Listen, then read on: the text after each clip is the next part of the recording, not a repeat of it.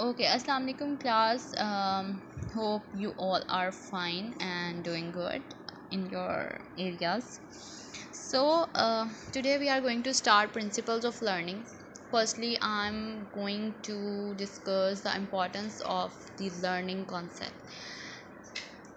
There is some motivation behind every concept. ठीक है, आप कोई भी चीज़ करते हैं ना तो उसके पीछे एक मोटिवेशन होती है. आप बीबीए कर रहे हैं तो the motivation is you get a degree and you get a fine job in may be in some multinational और in some local and you have a growth. ठीक है, क्योंकि इसका स्कोप है मार्केट में, इसकी डिग्री एक्सेप्टेबल है या इसकी एक नीड है जो कि इसकी इम्पोर्टेंस को बीबीए डिग्री को इंक्रीज़ करती है. क्योंकि हम ट्रेनिंग प्रोग्राम चैप्टर पढ़ रहे हैं तो अगर ट्रेनिंग एक ऑर्गेनाइजेशन करवा रही है तो उसके पीछे उसके कुछ गोल्स एंड ऑब्जेक्टिव्स होंगे और उन गोल्स एंड ऑब्जेक्टिव्स को फिर वो बाद में इवेलुएट करते हैं. और उसके अंदर हम लोगों ने एक चीज़ पढ़ी थी लर्निंग, के एम्प्लॉय ने क्या लर्न किया वो ये चेक कर रहे होते हैं. जब हम प्रिंसिपल्स ऑफ लर्निंग देख रहे हैं तो प्रिंसिपल्स ऑफ लर्निंग के पीछे जो कॉन्सेप्ट है वो ये है कि किस तरह हम लर्निंग को इंक्रीज़ करें so that employees perform better. जब तक आपको अगर एक फ़िश को कैच करना है, ठीक है, आप जाते हैं फ़िशिंग के लिए, आप उसके लिए कोई फूड डालते हैं कि वो उस फूड को देख के आएगी और आपके ट्रैप में आ जाएगी वो. ठीक है, similarly is the case with human psyche. अगर आपने किसी को ट्रैप करना है तो आप देखेंगे कि उसके इंटरेस्ट क्या हैं. ठीक है, उसको अगर कोई बेनिफिट नज़र आएगा तभी वो चीज़ वो परसू करेगा, चाहे उसमें 10 और लोगों का फ़ायदा हो रहा हो. एक इंसान जो बिज़नेस करता है उसके बिज़नेस करने के पीछे ये पर्सपेक्टिव नहीं होता कि मैंने 10 लोगों को काम पे रखना है और उनको खिलाना है. उसके बिज़नेस करने के पीछे पर्सपेक्टिव ये होता है कि मुझे ज़्यादा प्रॉफिट आएगा so that I may B in the line of richer. ठीक है, और रिचेस्ट.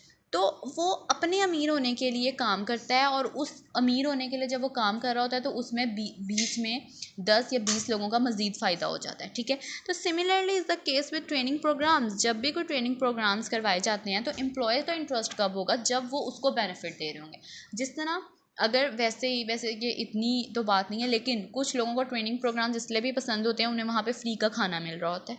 ठीक है, कुछ लोगों को इसलिए भी ट्रेनिंग प्रोग्राम्स पसंद हैं कि उनको उसके बाद एक छुट्टी मिलनी है. तो हर किसी की मोटिवेशन वेरी करती है. उनको इसलिए भी वो प्रोग्राम्स पसंद हैं कि उन्हें कोई सर्टिफिकेट मिलेगा जो उनकी पर्सनल ग्रोथ में या उनकी अचीवमेंट्स में इजाफा कर रहा है.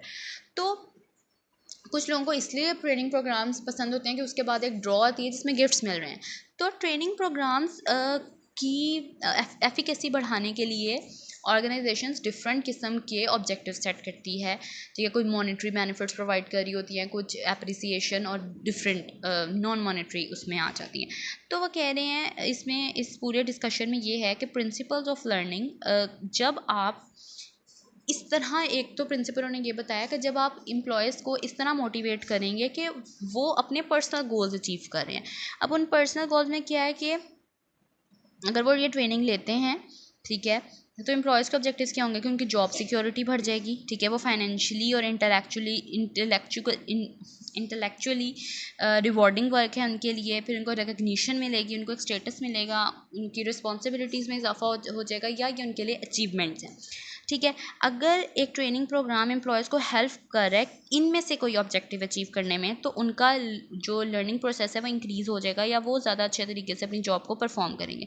फॉर एग्जांपल, उन्होंने कहा कि एक अनस्किल्ड वर्कर है या अनस्किल्ड एम्प्लॉय है, जब आप उसको ये अपॉर्चुनिटी देंगे कि वो एक इस ट्रेनिंग में पार्ट ले और उससे उसमें स्किल्स में इजाफा होगा, वो स्किल्ड कंसीडर होगा, उसको कोई सर्टिफिकेशन मिल जाएगी, तो वो इस चीज़ को ऐसे देखेगा कि ये एक तो मेरी जॉब सिक्योरिटी को बढ़ा रहा है और मेरे पास पैसा भी ज़्यादा आ रहा है, तो वो इसमें रिजल्ट परफॉर्म करेगा.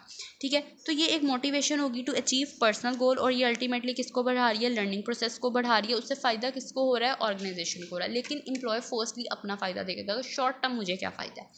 ठीक है, फिर दूसरा ये क्या, नॉलेज ऑफ रिजल्ट्स. जब आप एम्प्लॉय को ये चीज़ अवेयर कर देंगे, मतलब उसको बताएंगे कि इस ट्रेनिंग से आपके अंदर ये नॉलेज आ रही है, आप प्रोग्रेस की तरफ जा रहे हैं, आपका जो ग्रोथ रेट है वो बढ़ रहा है.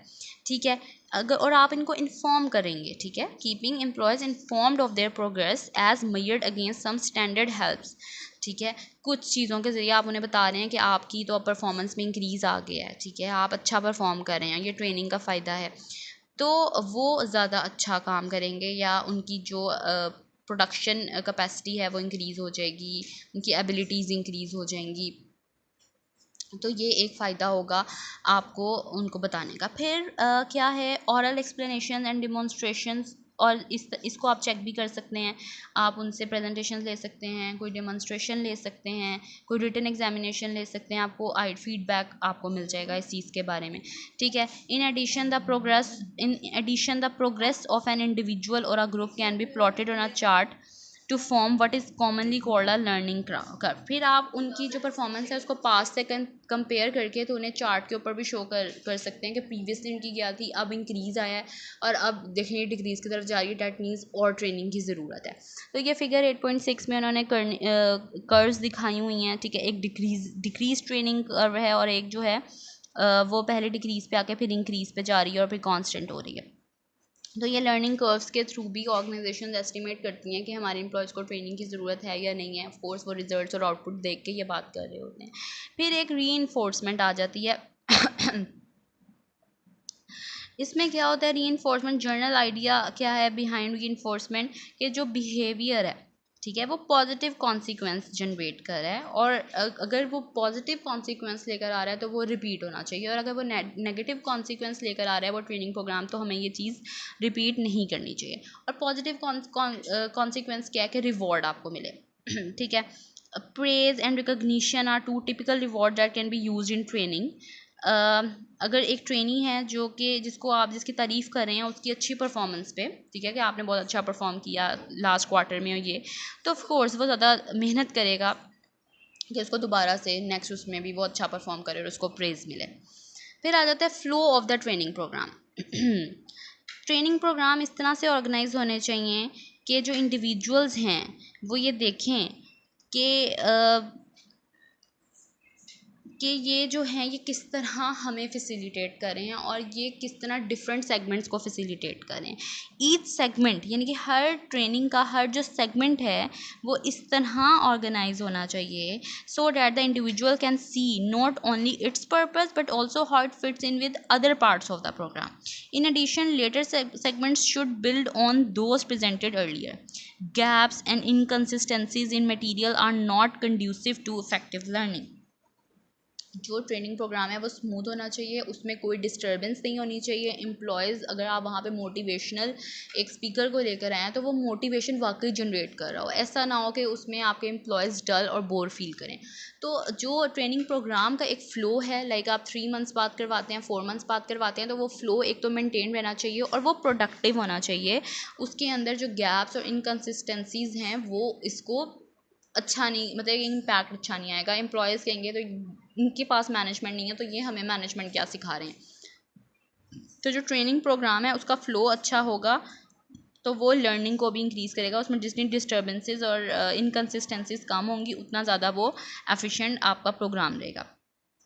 फिर practice and repetition. The old adage practice makes perfect is applicable in learning, that is totally correct.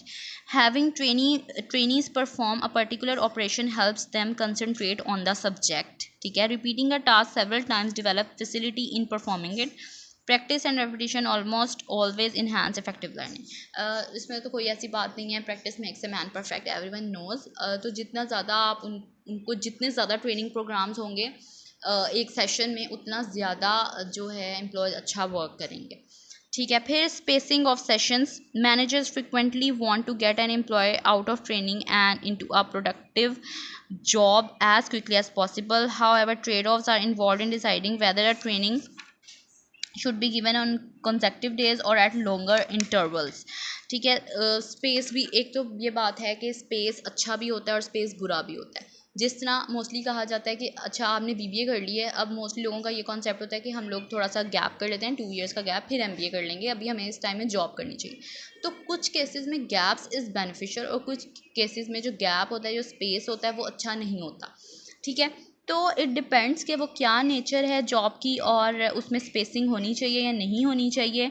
तो आपको उस हिसाब से फिर ऑर्गेनाइजेशन को डिसीजंस लेना पड़ता है। जो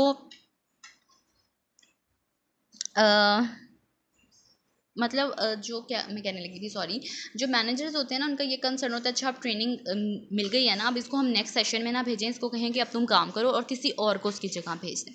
तो इट डिपेंड्स कि वो गैप उसके लिए अच्छा है या नहीं है, वो उसकी परफॉर्मेंस से पता चल जाएगा और वो लेटर डिसाइड हो जाएगा, ठीक है।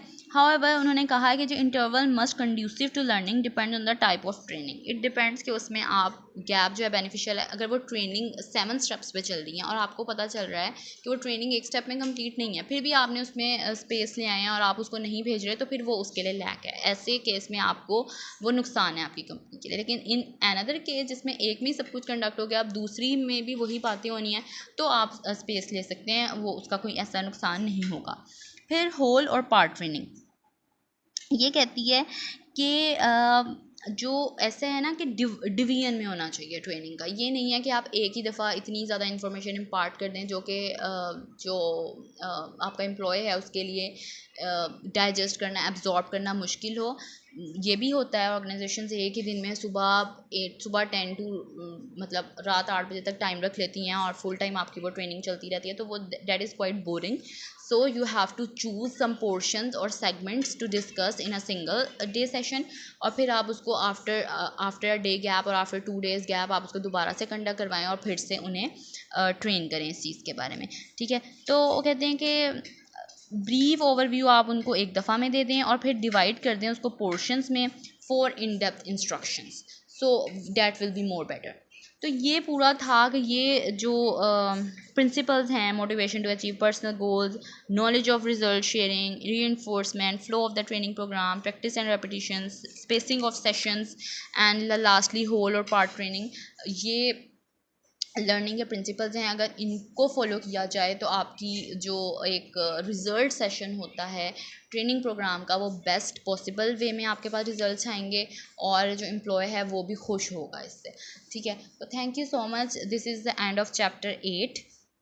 इंशाल्लाह in next class we will start the next chapter. Thank you.